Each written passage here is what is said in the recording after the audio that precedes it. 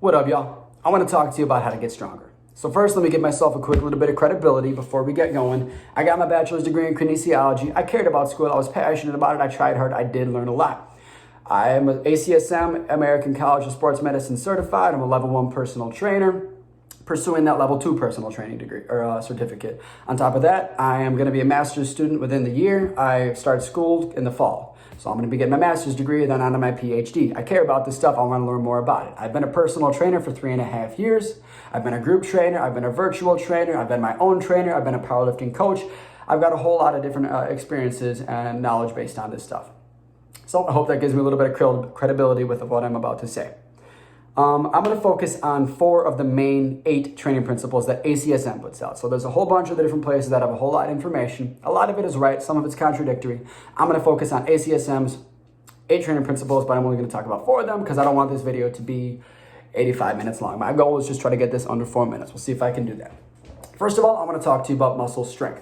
Muscle strength and size should not be synonymous, yet they are. They are not the exact same thing. The way you train for muscle size is not the same way that you train for muscle strength. Parts of them overlap, which is why you do get benefits from both, but they are not the same thing. The big difference is the neuromuscular component of strength training. Neuro meaning brain, muscle meaning muscle. It's your brain's ability to communicate to your muscle. The faster it communicates and the more connections it has for its communication, the stronger that muscle gets. You've heard of muscle memory. That is a generic term for a more specific idea. It does have an effect. So when you train, when you first start training, if you're not an avid exercise or resistance trainer, you're likely going to see muscle strength changes way sooner than you see hypertrophic or muscle size changes. And that is exactly the course that your body is supposed to take. You get stronger before you get bigger, then both happen a little bit steadily, and you have those plateaus, and it's not a linear progression. There's a whole lot of bumps in the road. So muscle strength, not the same thing as hypertrophy.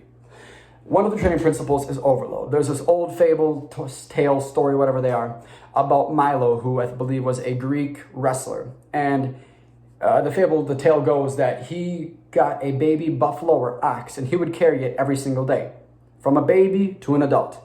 Every single day it grew, so every single day he got stronger as he carried it. That's the principle of overload. Your muscles always respond to the imposed demands that you put on it. Essentially, if I lift 1 pound today, 2 pounds tomorrow, 3 pounds the next day, keep adding a pound every single day. Don't train like that.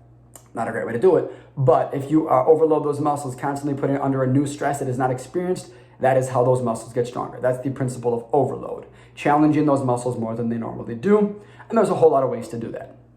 ACSM says that one single muscle group, for it to maintain its level of ability, strength, size, whatever it might be, all that it really needs is 4 sets of your set amount of repetitions.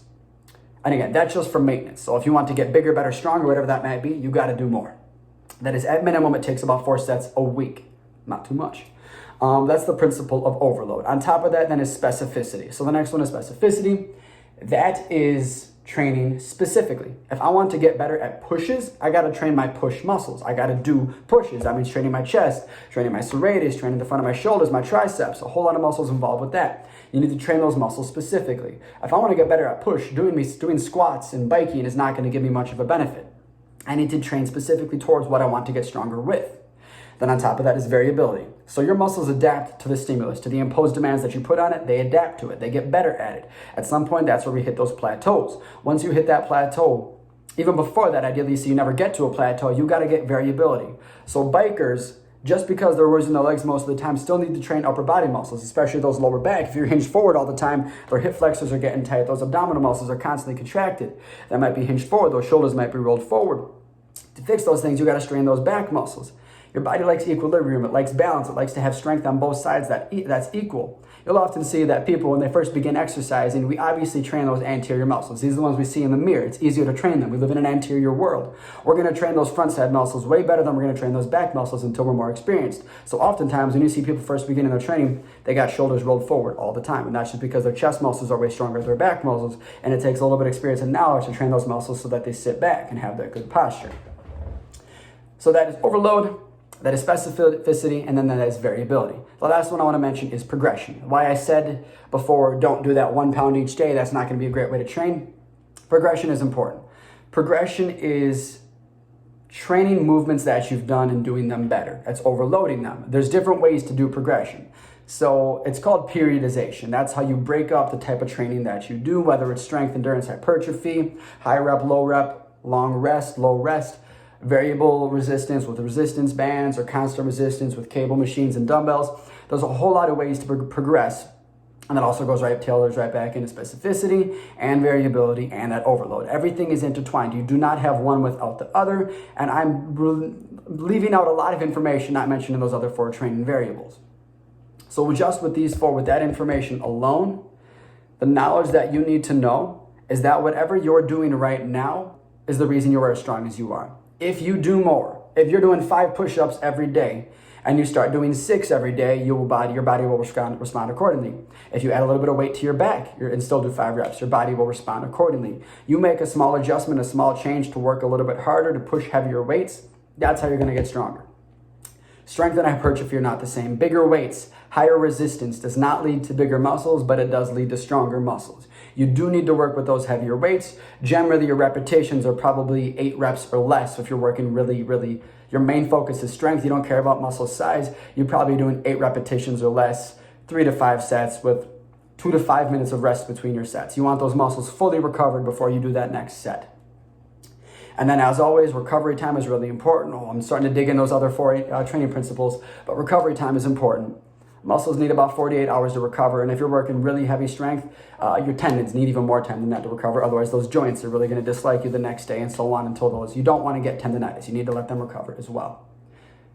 All right, that was a lot of information. This is my first video. I'm hoping I got that a little more, can get this more fluid down the line.